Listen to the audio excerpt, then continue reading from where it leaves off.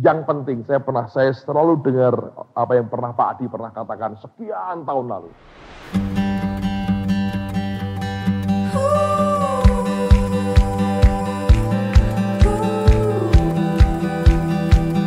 Saya belum menikah waktu itu, dia khotbah di persekutuan kami, dan dia mengatakan satu perkataan begini, yang penting itu kata akhirnya. Orang boleh memulai hebat, tidak cukup. Bill Wilson pernah berkata ya, tidak cukup hanya memulai dengan kuat. Anda harus bisa mengakhiri dengan kuat. Yang penting itu kata akhirnya dalam kehidupan kita. Nah, saya perhatikan ada orang-orang seperti ini. Dia ngomong banyak, bertahun-tahun itu. Diperkirakan butuh waktu lama sekali. Dengan berbagai cara dia khotbah, dia ngomong, hukuman akan datang. Tidak ada orang percaya. Tapi saya kagumlah keluarganya itu keluarga yang percaya kepada Tuhan. Nah, orang bergaul dengan Allah, Anda harus punya agreement dulu dengan Tuhan. Coba buka di Amos 3, ayat yang ketiga. 2 ayat lagi kita akan selesai. Dan kita akan break. Amos 3 ayat 3. Amos 3 ayat 3. Berjalankah dua orang bersama-sama jika mereka belum berjanji? Berjalankah dua orang jika mereka belum berjanji? Bahasa Inggrisnya, jika mereka belum sepakat. Nah, kesepakatannya harus bagaimana? Lihat Matius 11, 28-30. Matius 11, 28-30. Matius 11, 28-30.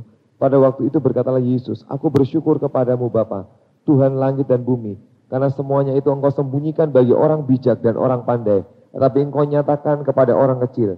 Ya Bapa, itulah yang berkenan kepadamu.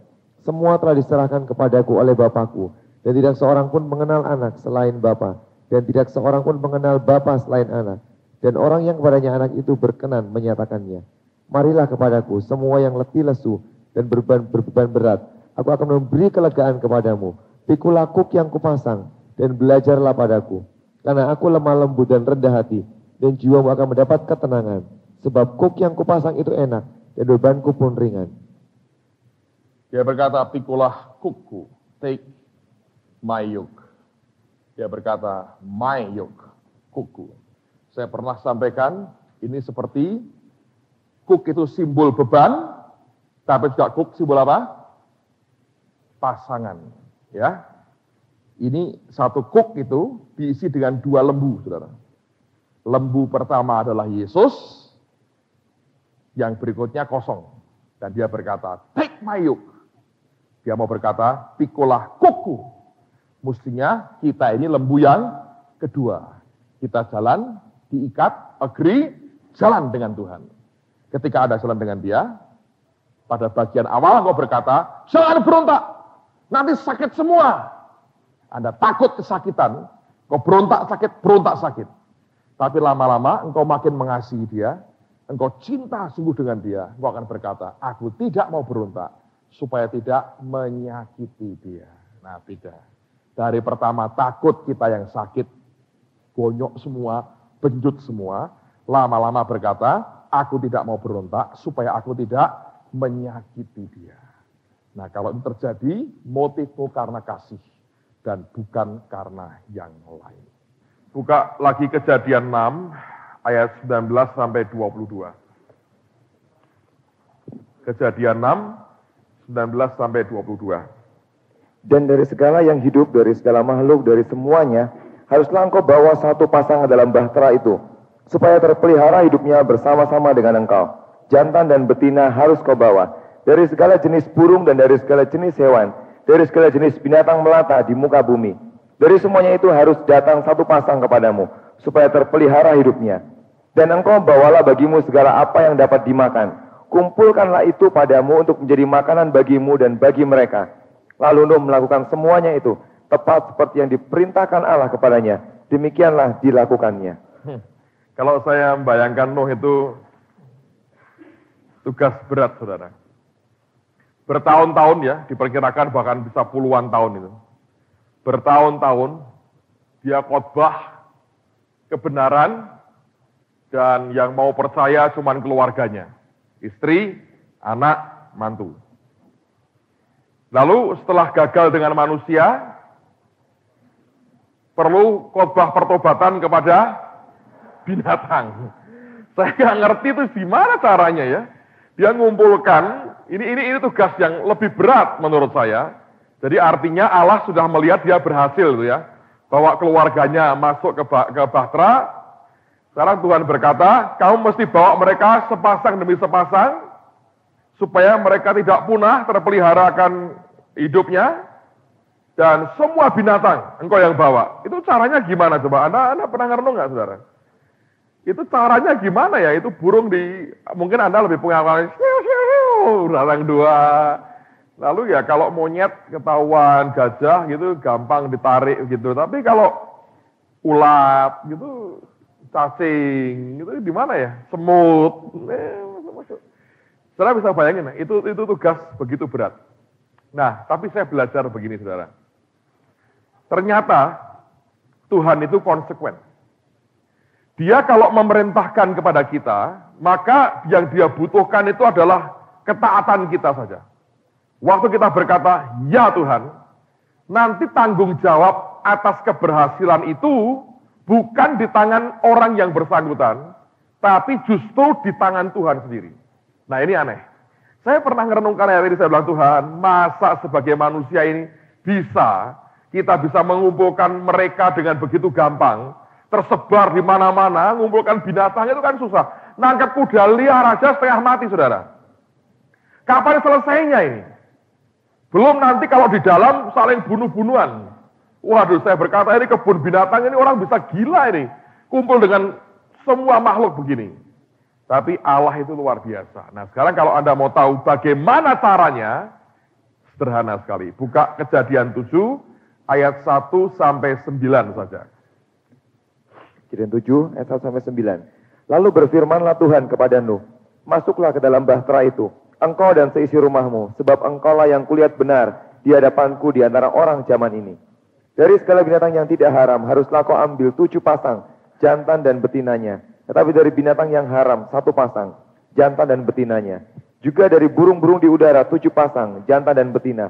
Supaya terpelihara hidup keturunannya di seluruh bumi. Sebab 7 hari lagi, aku akan menurunkan hujan ke atas bumi. 40 hari, 40 malam lamanya. Dan aku akan menghapuskan dari muka bumi segala yang ada, yang kujadikan itu. Lalu Nuh melakukan segala yang diperintahkan Tuhan kepadanya. Nuh berumur 600 tahun ketika air bah datang meliputi bumi.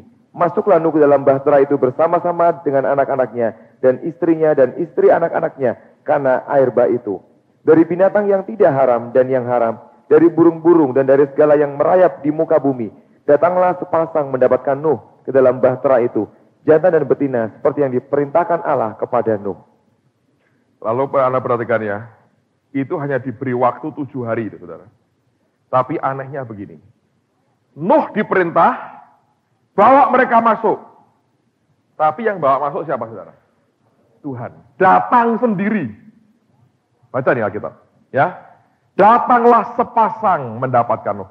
Jadi itu mereka berpasangan datang sendiri. Makanya 7 hari selesai. Kalau enggak kuda 1 aja sebulan saudara. Karena bukan koboi. Iya toh? Bayangin, ngumpulkan ular aja repot. Ngejar burung aja bisa 3 bulan gitu. Tapi Alkitab berkata, memang Tuhan memerintahkan, ketaatan yang dia buat itu sudah cukup membuat kuasa Allah itu kerja luar biasa. Makanya kebanggaannya di mana? Enggak ada. Ini namanya hidup dalam kasih karunia Allah. Abraham pernah buat kesalahan toh. Allah berjanji, dia pikir Tuhan hanya bisa berjanji, aku yang menggenapi. Dia kawin sama Hagar. Lihat rame sekarang saudara di sana. Sana rame, sini rame. Kita kena imbasnya ini. Ya nanti saya mau protes sama Bapak Abraham. Pak Abraham, habis istriku nawari kok. Ya aku mau toh katanya. Memang pengen punya anak. Saya pikir itu baik. Oh, Anda lihat Abraham ya saudara ya. Lihat. Ini semua ya, hasil yang buruk itu dari tindakan-tindakan yang kelihatannya baik, tapi tidak benar. Dia pertama kan kelaparan, ya, ada kelaparan. Kelaparan, Alkitab berkata, he went down to Egypt, ke Mesir. Dia went down, dia turun ke Mesir. Di Mesir, istrinya dibilang saudaranya. Firaun mau naksir, dikasih macam-macam. Kaya raya, terima banyak. Budak juga, termasuk dia dapat budak perempuan. Ini siapa saudara? Hagar ini. Hagar. Lihat lagi ya, Adam dengerin Hawa jatuh. Abraham dengerin siapa? Sarah. Ya tidak berarti jangan dengar istrimu, abaikanlah dia, juga jangan saudara. Anda harus tahu ini pengaruh leher itu besar sekali loh saudara. Benar. Orang laki kalau lehernya sampai kram, kaku saudara, mabok betul nggak bisa ngapa-ngapain. Tapi ini bisa mengontrol banyak iya dan tidak, ternyata tergantung dari lehernya. Sudah ingin segera punya anak, dia berkata ini ambil aja lah. Abraham berkata boleh juga lah ya, pokoknya kan punya anak. Mungkin Tuhan harus ditolong nih. Ya. Lahir siapa di sini? Ismail. Nah tetapi kasusnya Nuh juga begitu. Ya. Nuh itu diperintah Tuhan membawa binatang. Kalau dia kerja dengan kekuatannya, nggak bisa. Alkitab berkata, datanglah mereka sepasang demi sepasang. Jadi binatang ini datang sendiri. Mungkin Nuh hanya baru melangkah, baru ngelihat gajah begitu, sudah tahu datang sini, semua datang. Nah ini artinya Allah itu berjanji, Allah memerintahkan, Tuhan yang bertanggung jawab untuk penggenapannya. Makanya kita percaya semua itu dari Dia, oleh Dia, dan kepada Dia. Nah saya berharap Anda mengerti, kalau Tuhan perintahkan Anda dan saya lakukan sesuatu yang besar, sebesar apapun yang di luar kemampuan kita untuk bisa menanganinya, jangan khawatir. Kalau itu perintah Tuhan, Dia pasti akan memberikan kemampuan kepada kita, Dia akan mengatur begitu rupa sampai kita bisa menggenapkan apa yang Dia perintahkan. Tapi saya berkata, kalau Tuhan yang memerintahkan, Dia atur semua dengan luar biasa. Amen. Kalau bukan Tuhan ya nggak bisa lah. Saya jujur berkata nggak bisa. Radio juga saya cerita dengan Anda sama. Saya kalau masuk ke studio, saya lihat-lihat, saya heran. Saya bilang, kok kita bisa punya kayak begini ya. Siapa yang bisa memberikan kita begini kalau bukan Tuhan? Karena saya sadar siapa diri saya, saudara. Saya ini sadar betul kemampuan manusia kami terbatas sekali. Saya berkata kalau bukan Tuhan tidak mungkin lah. Lalu Pak Sugi baca itu dia bilang, only by grace. Kalau Anda lihat di temboknya di studio itu, memang itu betul. Hanya karena anugerah saja. Kita akhirnya bisa punya studio seperti itu, dan saya bersyukur sampai hari ini jadi berkat bagi banyak orang radio itu. So, kalau Allah memerintahkan kepada saudara, jangan khawatir. Tuhan tidak cari orang yang hari ini punya uang. Tuhan nggak cari orang yang punya kesanggupan. Tuhan hanya cari orang yang mau berkata ya dengan apa yang Tuhan perintahkan. Masing-masing kita akan punya jatah yang berbeda-beda, tapi saya percaya ada sesuatu yang luar biasa, pasti akan Tuhan kerjakan kalau kita hidup dalam ketaatan. Jemaat juga sama kok saudara, saya belajar pertumbuhan kami, sekarang kira-kira hampir 4.000 ya, pertumbuhan kami itu semata-mata karena anugerah Tuhan kok. Kami mulai mengalami growth yang kuat itu 2 tahun lalu, justru ketika 6 bulan penuh saya tungguin sekolah ini. Pada tahun pertama Tuhan berkata, kamu tidak boleh nyabang yang lain, tungguin sekolah. Jadi gembalanya nggak ada, malah tumbuh dengan baik. Sekarang saya tungguin, bukan berarti kemudian lebih hebat lagi, bukan sih. Menurut saya semua karena Tuhan. Jadi growth-nya itu bergerak kuat, mulai kuat. Bahkan ketika saya tidak tungguin gereja.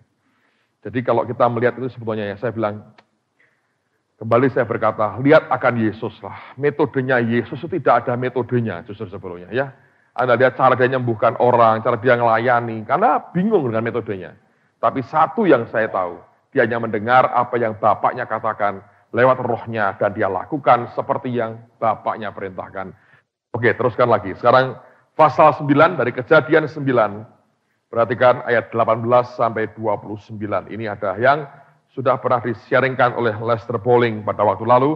Nah, lihat akan Kejadian 9 ayat 18 sampai 29. Nuh dan anak-anaknya. Anak-anak Nuh yang keluar dari Bahtera ialah Sem, Ham, dan Yafet. Ham adalah bapa Kanaan. Yang tiga inilah anak-anak Nuh, dan dari mereka inilah tersebar penduduk seluruh bumi. Nuh menjadi petani, ialah yang mula-mula membuat kebun anggur. Setelah ia minum anggur, mabuklah ia dan telanjang dalam kemahnya. Maka Ham, bapa Kanaan itu, melihat aurat ayahnya, lalu diceritakannya kepada kedua saudaranya di luar. Sesudah itu Sem dan Yafet mengambil sehelai kain dan membentangkannya pada bahu mereka berdua. Lalu mereka berjalan mundur. Mereka menutupi aurat ayahnya sambil berpaling muka, sehingga mereka tidak melihat aurat ayahnya. Setelah Nuh sadar dari mabuknya dan mendengar apa yang dilakukan anak bungsunya kepadanya, berkatalah ia, terkutuklah Kanaan, hendaklah ia menjadi hamba yang paling hina bagi saudara-saudaranya. Lagi katanya, terpujilah Tuhan Allah Sem, tetapi hendaklah Kanaan menjadi hamba baginya. Allah meluaskan kiranya tempat kediaman Yafet, dan hendaklah ia tinggal dalam kemah-kemah Sem, tetapi hendaklah Kanaan menjadi hamba baginya. Nuh masih hidup 350 tahun sesudah Aibah. Jadi Nuh mencapai umur 950 tahun, lalu ia mati. Lihat ada hal yang Anda harus perhatikan. Nuh ini pertama jadi petani anggur. Saya berkali-kali berkata, kalau Anda hanya terfokus pada hasil ini bisa menipu, hasil juga bisa menjatuhkan. Hasilnya Nuh apa? Anggur. Dan dia mabuk karena apa? Karena anggur. Sampai apa, saudara? Telanjang. Saya, kalau boleh jujur dengan saudara ya, terus terang tidak ada dalam hati saya ini keinginan untuk, Bapak ingin punya jemaat berapa sih Pak? Jujur ya, saya nggak punya angka tertentu yang saya punya obsesi ingin saya raih. Sebab kalau kita terfokus kepada hasil, kita ingin punya 10.000, 20.000, ya itu baguslah. Kalau Allah berkata, aku beri kamu sekian, Anda proklamin baik. Tapi jujur saya berkata di dasar hati yang paling dalam, saya hanya berkata, Tuhan aku hanya ingin menyenangkan hatimu aja. Dan dari tahun ke tahun, tentu dia akan bicara. Dia bicara kok saudara, aku mau beri kamu tambahan sekian, itu dia bicara. Tetapi di dasar hati yang paling dalam, saya berkata, Tuhan aku ingin menyenangkan hatimu. Dan saya berkata, yang sekarang pun ada, itu sudah bagian dari berkat Tuhan yang luar biasa. Saya beberapa kali bicara kok dengan jemaat, dari hati ke hati saya berkata, terutama ada banyak indikatornya sih, tapi satu di antaranya misalnya, cara mereka berkorban, cara mereka memberi persembahan, itu nggak masuk akal, saudara. Secara manusia saya bilang nggak masuk akal. Karena sebagian besar kami itu anak-anak muda, pelajar mahasiswa. Tapi dari cara mereka korban, setiap minggunya waktu mereka memberi persembahan. Dan saudara kan kebaktian tempat kami beberapa saat terakhir ini kan, Anda tahu bahwa saya tidak pernah memompa mereka dengan khotbah-khotbah yang luar biasa soal keuangan sebelum persembahan. Biasa saya sampaikan, kita biasa nggak ada apa-apa. Dan seringkali hampir selalu hanya sekali aja kita ambil persembahan. Dan seringkali kita berikan semua ke hamba Tuhan tamu. Kalau Tuhan gerakkan, berikan semua. Terakhir seperti Bill Wilson begitu ya, karena Anda tahu saya berkata, mari kita memberi semua ini kita berikan buat dia. Itu hebat sekali yang jemaat beri. Saya bersyukur bahwa itu merupakan bagian dari anugerah. Dan itu sudah, saya bilang Tuhan, kalau ini bukan anugerahmu nggak mungkin. Secara hitungan manusia susah dimengerti. Tapi kalau orang emosi Pak, ya bisa. Emosi sekali dua kali.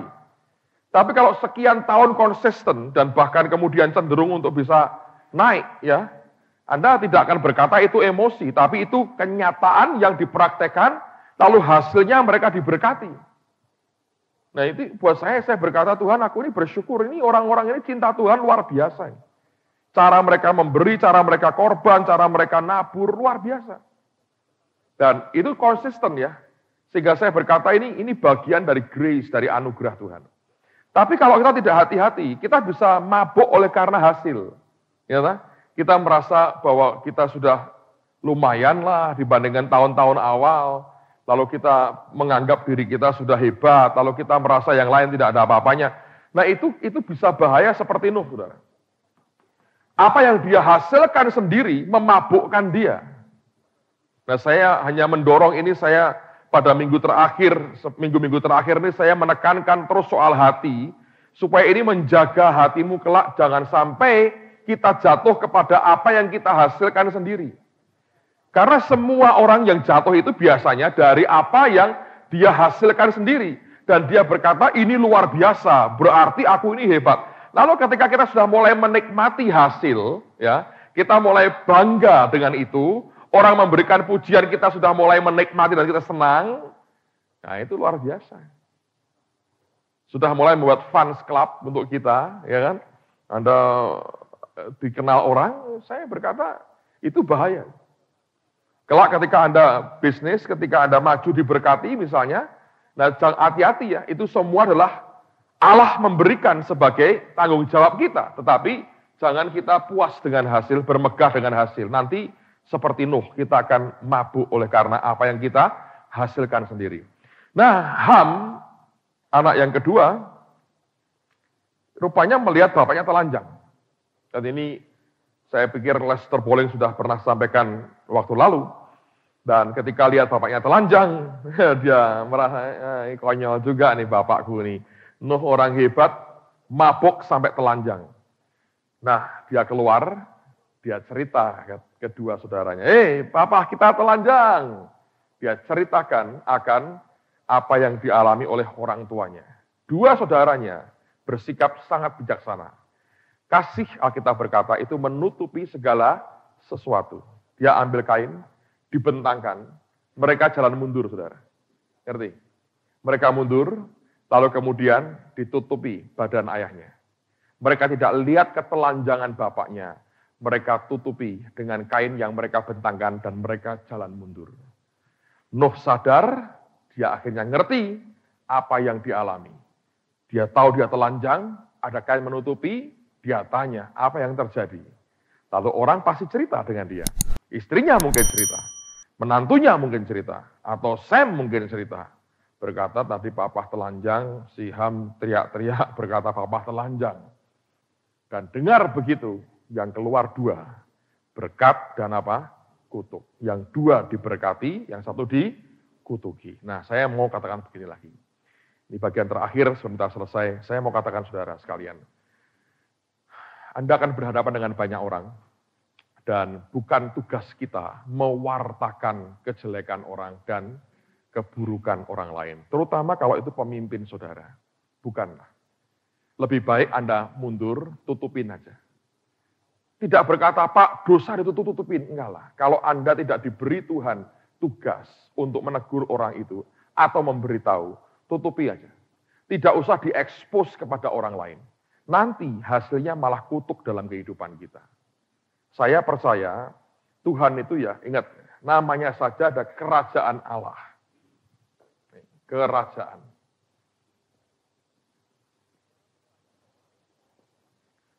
Saudara percaya bahwa iblis itu adalah tukang mengkopi, plagiator, tukang plagiat, tukang niru konsepnya Allah. Di dalam kerajaan Tuhan itu ada strukturnya. Atau ada hierarkinya. Saya pikir hierarki dan struktur ini bukan hanya sebagai pajangan, tapi sesuatu yang kita mesti belajar untuk mengikutinya. Nah, kalau kita dibawa di dalam suatu hierarki, kita tahu kita itu di mana. Siapa di atas kita, siapa di bawah kita. Dengan yang di atas tidak perlu Anda menjilat. Anda hanya perlu menghormati secara wajar. Dengan yang di bawah, jangan Anda injak. Anda mesti belajar mengasihi, mengangkat mereka, meneguhkan mereka, mengayomi mereka. Ham tidak tahu apa yang harus dia buat. Bapaknya memang telanjang. Betul-betul itu mabuk oleh karena hasilnya dan dia telanjang. Dan kesalahan yang ada adalah dia teriakkan di luar dan dia berkata, lihat bapakku kayak begini. Saya tidak tahu dalam hatinya itu apa. Mungkin ada arogansinya, mungkin ada problem antara dia dengan bapaknya. Saya nggak jelas. Kita tidak pernah menceritakan dengan gamblang mengapa dia buat seperti itu. Tapi yang dibuat Alkitab adalah dia menceritakan apa yang dibuat oleh Ham terhadap ayahnya sendiri. Anda tahu ujungnya adalah apa? Kutuk. Nanti kelak Anda kembali ke gereja masing-masing, sebagian besar Anda kembali ke gereja masing-masing, Anda sudah tahu apa yang harus Anda buat, Anda di bawah siapa. Saya mau katakan jangan jadi seperti Ham, saudara. Jangan. Kalau Tuhan memang menyuruh Anda menegur seseorang, beritahu dia, tegur, sampaikan firman dengan berani, apa adanya, apapun resikonya. Tapi tetap minta hikmat Tuhan, bagaimana cara menyampaikannya. Kapan harus disampaikan, dengan cara, dengan siapa, sendiriankah atau bagaimana. Anda mesti minta hikmat Tuhan. Jangan sampai hal yang baik itu malah akhirnya berbalik, jadi bumerang, jadi kejahatan buat kita. Ya, bagaimanapun Anda harus tahu, kita hidup dalam kerajaan Allah. Dalam kerajaan ada hierarkinya. Dan dalam hierarki itu ada pemerintahan Tuhan. Dan itu mesti kita belajar untuk menghormatinya.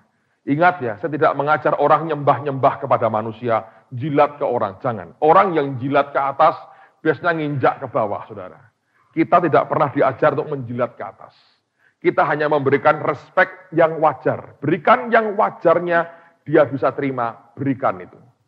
Nah, tidak lebih dari itu. Jangan mengkultuskan, jangan merasa, yang aku punya ini paling hebat, ini paling luar biasa. Please don't, saudara.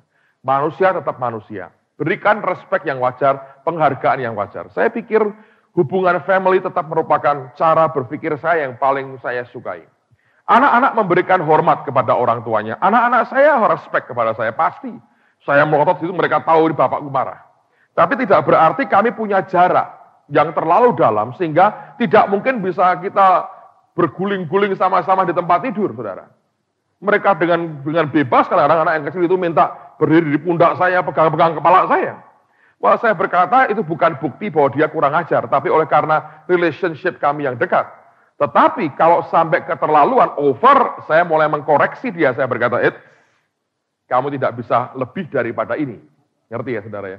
Anda kalau berumah tangga, Anda tahu ada hubungan yang dekat, ada relationship, tapi ada juga hierarki yang mesti ditaati.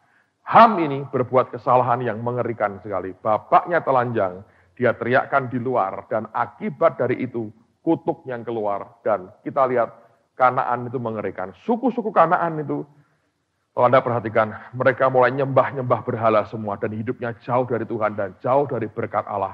Dan akhirnya dihalau oleh orang-orang Israel. Nah, saya hanya mau sampaikan ini, dan saya berkata bahwa mari kita lakukan bagian kita. Anda kelak akan di bawah suatu ministry tertentu. Anda kembali ke tempat masing-masing. Sekalipun yang dikerjakan pemimpinmu Anda tidak terlalu setuju. Selama engkau yakin, disitulah engkau ditempatkan. Layani dengan segenap hati, dengan rasa hormat. Ngerti ya? Ada saatnya mungkin Anda harus pergi di tempat lain. Seperti yang saya pernah katakan, sebagian dari Anda akan diputar Tuhan begitu rupa. Tinggalkan juga dengan baik-baik. Tidak usah rombongan, saudara. Ngerti? Eagle flies alone. Emprit fly rombongan. Kita bukan emprit, kita eagle. Kalau Anda harus tinggalkan itu sendiri-sendiri. Tidak usah rapat dulu dengan rombongan. Itu kalau itu Lucifer, sepertiga dia bawa. Tidak mau jadi setan sendirian. Dia perlu banyak setan yang lain. Nah, saya pikir itu bukan langkah yang bijaksana. Dan akhirnya akan membuat kita kepada sesuatu yang tidak baik. Ayat yang paling terakhir sekali saya mau tegaskan lagi berkaitan dengan soal kita sebagai pengelola tadi. Nuh itu mabuk oleh karena hasil. Tapi ada satu ayat terakhir. Dan saya harap ini bisa memberikan akan keseimbangan yang baik. Mari buka di Amsal 11 ayat yang ke-24. Silakan Victor. Amsal 11 ayat 24. Ada yang menyebar harta tetapi bertambah kaya. Ada yang menghemat secara luar biasa namun selalu berkekurangan. Nah, saya ulang ya, ada yang menyebar harta tapi bertambah kaya, ada yang menghemat secara luar biasa namun selalu berkekurangan. Kata menghemat secara luar biasa dalam New King James dikatakan withhold more than is right. Jadi menahan lebih daripada yang menjadi haknya. Ngerti ya? Dan dikatakan, but it leads to poverty. Tapi membawa kepada kemelaratan. Nah, dengar baik-baik. Di sini sekali lagi saya mengatakan, Nuh itu hanya karena dia nikmati hasil yang over, sampai akhirnya dia mabuk oleh karena hasilnya sendiri. Yang benar gimana Pak? Dengarkan ya, kita sekali lagi hanya pengelola.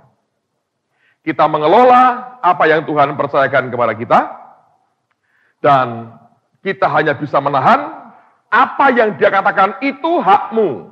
Engkau boleh nikmati yang itu. Kalau kita menahan lebih dari what is right, apa yang jadi hak kita, atau yang jadi kebenaran buat kita, apa yang jadi milik kita, atau yang kita boleh nikmati, lebih dari itu, Alkitab berkata, itu akan memimpin kita kepada poverty atau kemelaratan. Jadi sekali lagi, saudara sekalian, dengarkan baik-baik. Yang penting Anda harus ingat, kita hanya pengelola.